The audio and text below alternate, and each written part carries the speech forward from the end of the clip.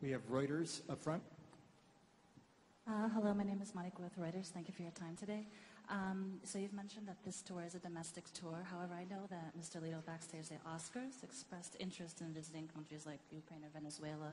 Is there any possibility that in the future you would take this tour to more non-traditional destinations overseas? And sorry, the second part of my question is you've mentioned the social media platform, vert.com, to connect with your audience overseas.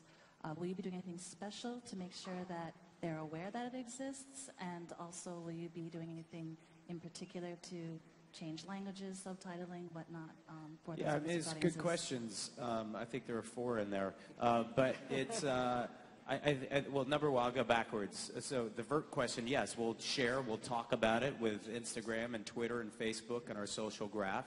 We'll let people know what show would be fun. I mean, maybe it'd be the Hollywood Bowl, which we did before to great success, and people were able to watch from Iran to China to Istanbul. You know, it's a beautiful thing to be able to share your work with people around the globe. So we'll let people know about that. And what was the other part of the question?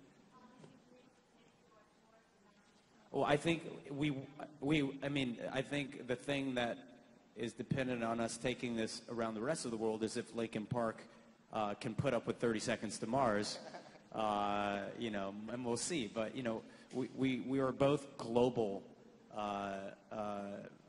bands, you know, truly bands that are explorers and, you know, see parts of the world that we're so grateful to be able to see.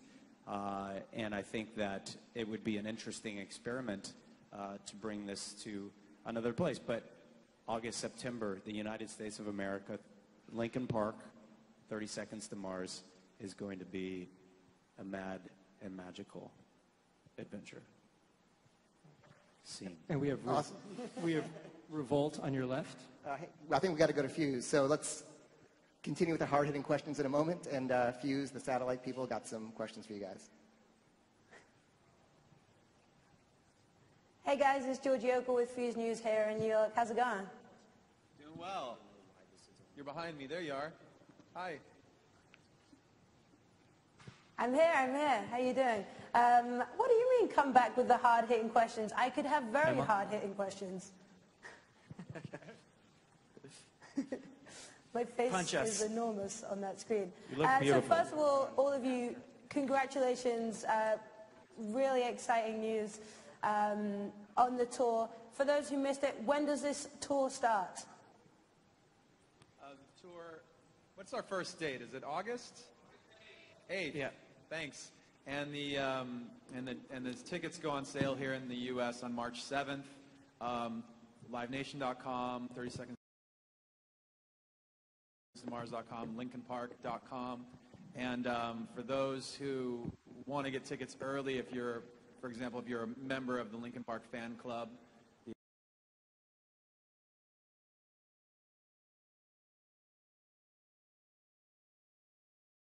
LP Underground, you can get access to tickets today. So if you want to cheat and join the fan club, you can get ahead of everybody in line. So cheat and join the fan club.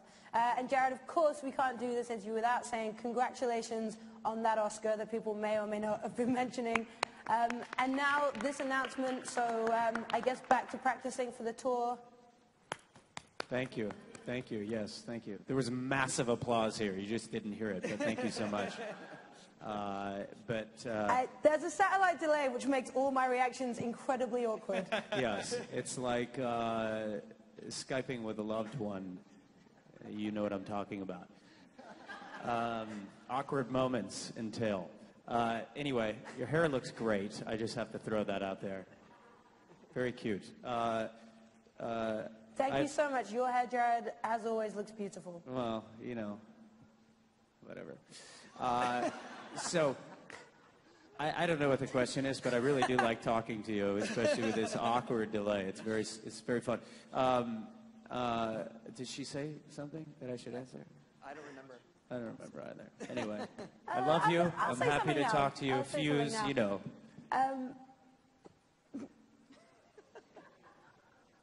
Exactly. So, Mike, I want to throw this to you. Obviously, were you watching, first of all, the Oscars ceremony on Sunday knowing this announcement was coming today? Yes, I was watching, and were you rooting for me? Think, yes, I was rooting for Jared. In rooting for Jared, I felt like I was rooting for myself because I knew the tour announcement was coming. I felt really guilty about that. I felt terrible. But the thing that made it really worthwhile is that his speech, right, was crazy good. Like when this guy got up there, I was like so proud to be, knowing this was all going on, just like that's the kind of guy that we're going out on the road with. The things you said were really, really nice, really beautiful. Thank you. And you know, it just made me feel even more like this is a great thing to be doing. Like I'm so stoked to get on the road with these guys and with AFI, and I know it's going to be a great summer. And we should probably talk about who's playing before AFI. My mom is coming on the road. She's going to be there. She's amazing. It's a death metal thing, though. It's like you don't expect it. Your mom and Matthew McConaughey, right? That's Are you right. playing together? The death metal, I love it. It's really heavy. Yeah, so Jared, is your tour bus now you, the rest of the band, your mom, and Matthew McConaughey, I assume? Yes, exactly. You got it. Awesome, man. And we're going to get to some fan questions, and That you guys can sounds Skype perfect. after the show. Yeah? Okay. All right, one more very quick question then. What is it, do you think, about the energy of 30 Seconds to Mars that made them the band that you knew you had to have on tour with you? Well, you know, I mean, obviously they're amazing live. You know, the best test for any band is to go see them live. And I've had the pleasure of, you know, knowing these guys for a long time and seeing not only their live performances just become, you know, world class as a live act, but also the amount of passion they put into their music and the amount of attention they pay to their fans is really important. And so, our fans, you know, they appreciate bands that do really great work. They play great live shows, and they pay attention to their fan base. So a lot of our fans actually cross over with, you know, within the bands that we're taking on tour this summer. You know, when we ask our fans all the time, like, who they want us to go on tour with, it is an incredibly overwhelming response of our fans wanting us to see us go on tour with 30 Seconds to Mars. So it was something that, you know, the timing worked out. Everybody's schedules worked together, and it was the way that most tours work out.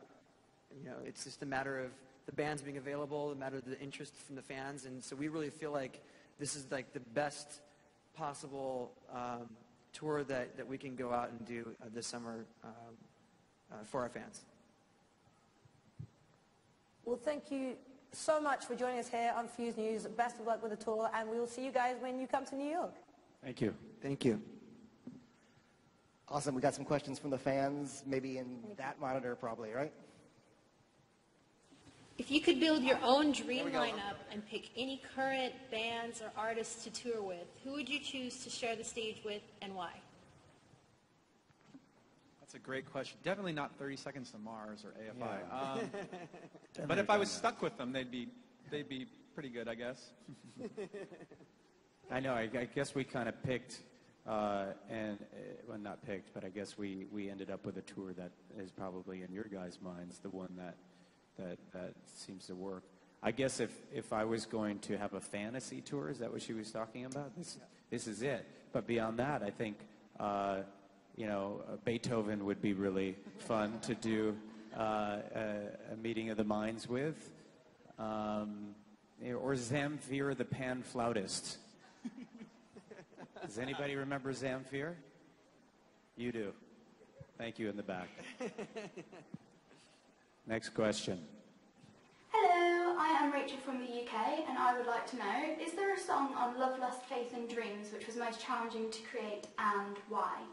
Thank you. I don't know. They're all challenging. I mean, these guys have been working on music for, I mean, months and months and months. And I'm sure they'd agree with me. Every song is a battle. Every song has its challenges.